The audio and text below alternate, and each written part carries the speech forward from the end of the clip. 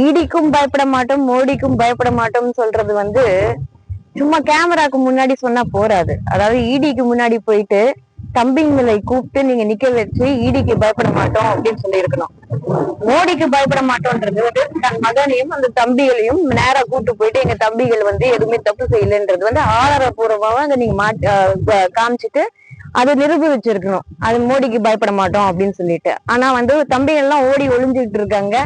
இவர் மட்டும் வீரவசனம் வந்து கேமராக்கு முன்னாடி பேசுறது வந்து அது யாரும் ஏற்றுக்கொள்ள மாட்டாங்க.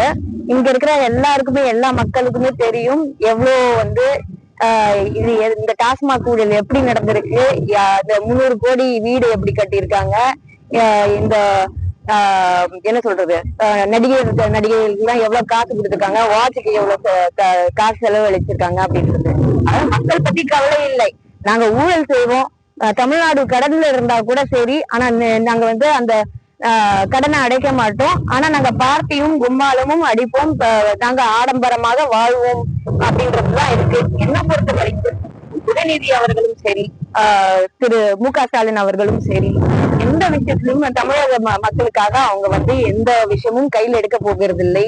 கண்டிப்பாக அவங்களுக்கு எந்த ரெஸ்பான்சிபிலிட்டியும் இல்லை. நேரா வந்து வெள்ளை கொடியை ஏந்திட்டு நேரா போயிட்டு மோடி கிட்ட வந்து மண்டிட்டு மன்னிப்பு கேட்கறது தான். எட்ஜில உட்காந்து பாக்குறோம், நம்ம எட்ஜில உட்காந்துட்டு அவர் பேசுறாரு மோடி கிட்ட ஒரு பேப்பரை வச்சுக்கிட்டு. அப்போ கூட பேப்பர் வச்சுதான் பேச வேண்டிய ஒரு சூழ்நிலை அவருக்கு இருக்கு அப்படின்றதுதான் நான் சொல்ல முடியும். என்ன பொறுத்த வரைக்கும் தமிழ்நாட்டு முழுவதும் எல்லாருக்குமே, இங்க பாமர மக்கள் எல்லாருக்குமே தெரியும் இந்த திமுக எவ்வளவு வந்து கொள்ளை அடிச்சிருக்காங்க, எல்லா துறையிலும் கொள்ளை அடிச்சிருக்காங்க. இன்னைக்கு பாதுகாப்பு இல்ல, பெண்களுக்கு பாதுகாப்பு இல்ல. ஆனா இந்த மாதிரி தம்பிகளுக்கும் அவங்களுக்கு அடியில வேலை செய்ய இந்த மாதிரி செகண்ட் ஹேண்ட் ஜாப் பண்ற கூடிய வேலைகளுக்கும் இவங்க வந்து பாதுகாப்பு தருவாங்க. இன்னி வரைக்கும் தமிழ்நாடு போலீஸ் எங்க அந்த தம்பிகள் இருக்காங்கன்னு வந்து இன்னி வரைக்கும் சொல்லவும் இல்லை.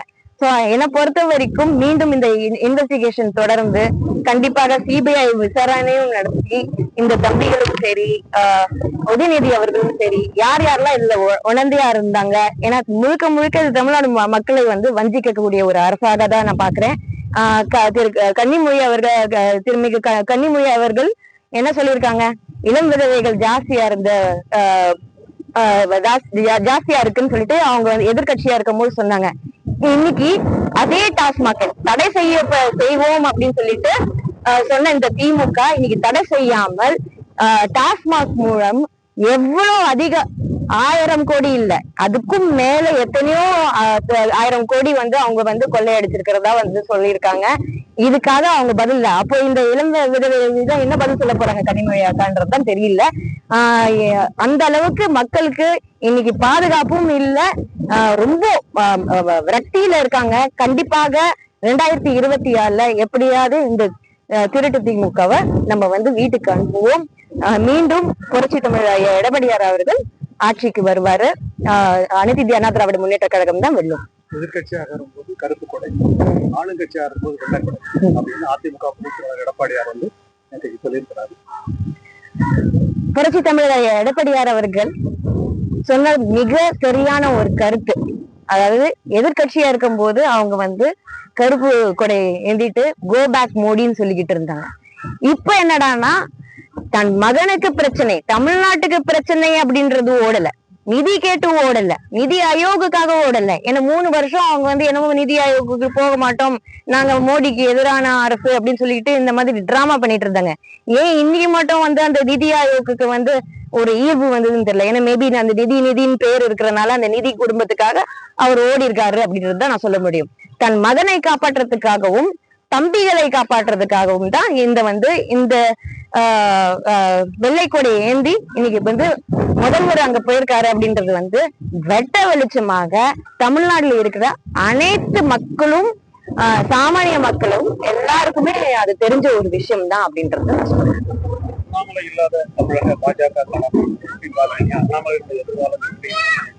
அந்த கட்சிக்காகவும் தேர்தலில் பிரச்சாரம் பண்ண முடியும். அண்ணாமலை பத்தி பேசுறதுக்கு இங்க ஒண்ணுமே இல்லை. ஏன்னா பிகாஸ் அவர் வந்து கூட்டணி கட்சியில இருக்கிற ஒரு மெம்பர்.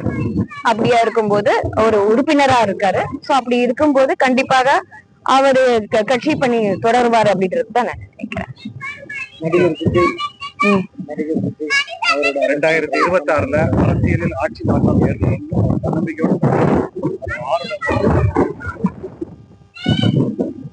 திருப்பி கேளுங்க. அதாவது திரு விஜய் அவர்கள் இன்னும் கூட்டணி யார் என்று சொல்ல முடியவில்லை. நான் மட்டும் தனியா நின்று வெல்ல முடியுமா அப்படின்றது வந்து உறுதியாகவும் சொல்ல முடியலை. ஆனால் டிவிகே மட்டும்தான் ஆட்சிக்கு வரும் அப்படின்றது வந்து சொல்வது வந்து ஒரு என்ன சொல்றது, தன் தொண்டர்களுக்கு ஒரு ஊக்குவிக்கக்கூடிய ஒரு விஷயமாக தான் நான் பாக்குறேன். கண்டிப்பாக ஒரு கரெக்டான நிலை எடுக்கணும். எடுத்தாதான் நம்ம வந்து ஆட்சிக்கு வருவோமான்னு உறுதி வந்து வரும். இது வெறும் வாக்குகளை மட்டும் பிரிக்கிறதுக்கான ஒரு அரசியல் பண்றதா இருந்தா அது அவர் கண்டிப்பா வெல்ல முடியாது. ஏன்னா 2 அணி தான் இருக்க முடியும். ஒரு போர்ல 2 அணி தான் இருக்க முடியும். அதுல பல கூட்டணிகள் இருக்கலாம். ஆனா வந்து 2 அணிகள் தான் இருக்க முடியும். ஒண்ணு எதிரணி, இல்ல ஒண்ணு வந்து நட்பணி. யார் உங்களோட நட்பணின்றது அவர் தான் தேர்ந்தெடுக்க வேண்டும். ஓட்டு பிரிக்கும் அரசியல்ல நீங்க ஈடுபட்டால் அது கண்டிப்பா நீங்க வெல்ல போகுவதில்லை அப்படின்றதுதான் உண்மை.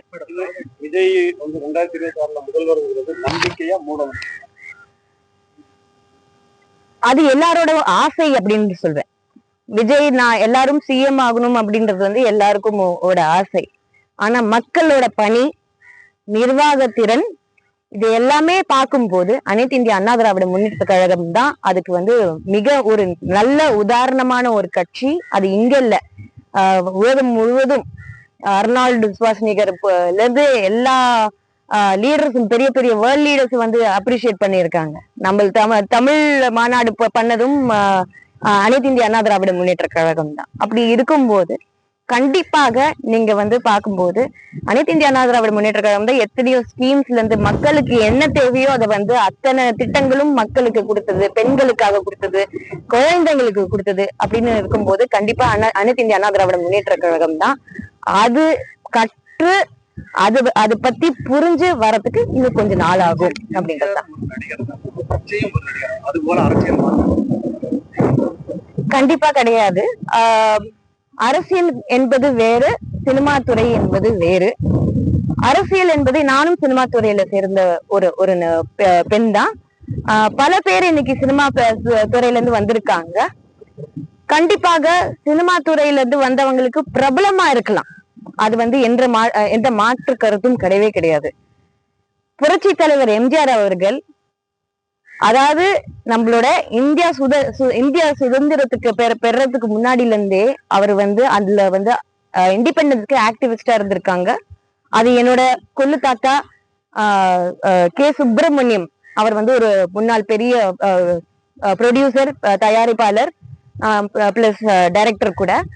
அவர் வந்து தியாக பூமி போல பல படங்கள் வந்து எடுத்திருக்காங்க. சோ எங்க புரட்சி தலைவர் எம்ஜிஆர் அவர்களும் எங்க தாத்தாவும் ரொம்ப நட்புக்குரிய ஒரு ஃபேமிலி உறவினர் போல. சோ அந்த அரசியல் ஆர்வம் என்பது நடிக்கிறதுக்கு முன்னாடில இருந்தே வந்து அவருக்கு இருந்தது. சுதந்திர போராட்டத்துல வந்து அவர் ஈடுபட்டிருந்தாரு. கண்டிப்பாக வந்து திமுக என்ற அண்ணா இருக்கும்போது திமுக என்ற கட்சிக்கு எத்தனையோ சப்போர்ட் கொடுத்திருக்காரு. அதுக்கப்புறம் திமுகவோட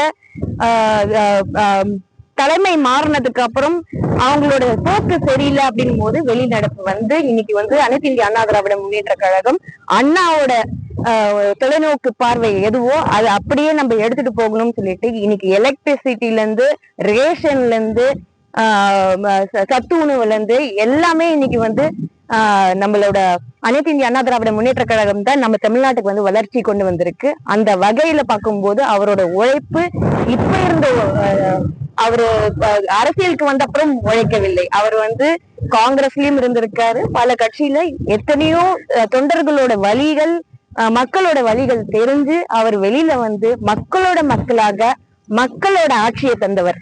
அப்படி இருக்கும்போது மக்களோட ஆட்சி தரணும் என்றால் அது வந்து மிகப்பெரிய ஒரு அதுக்கான ஒரு இது தேவை, நம்மளுக்கான ஒரு குரு தேவை. அவர் நம்மளுக்கு நம்மள வழி நடத்துறதுக்கு ஒரு ஆர்கனைசேஷன் தேவை.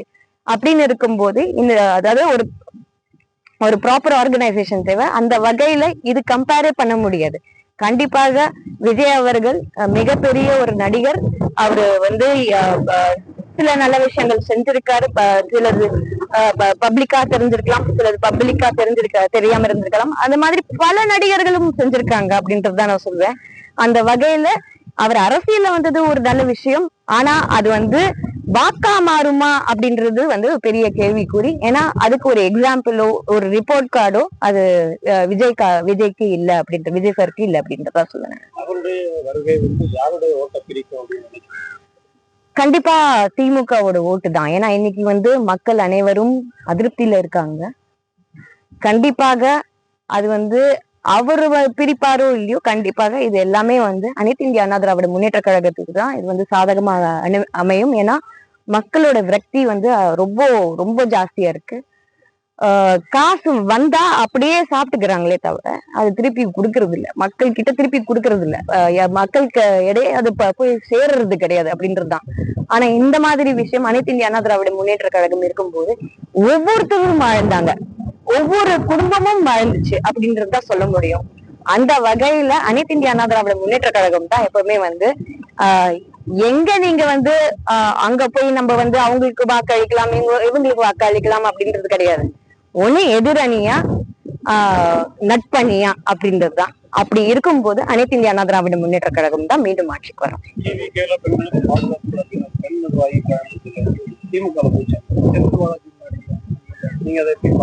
அது வந்து திசை திருப்பும் அரசியல். இப்போ இந்த டாஸ்மாக் விஷயத்துல இருந்து நம்ம வந்து என்னத்த சொல்ல முடியும், எப்படியாவது நம்ம திசையை திருப்பணும்.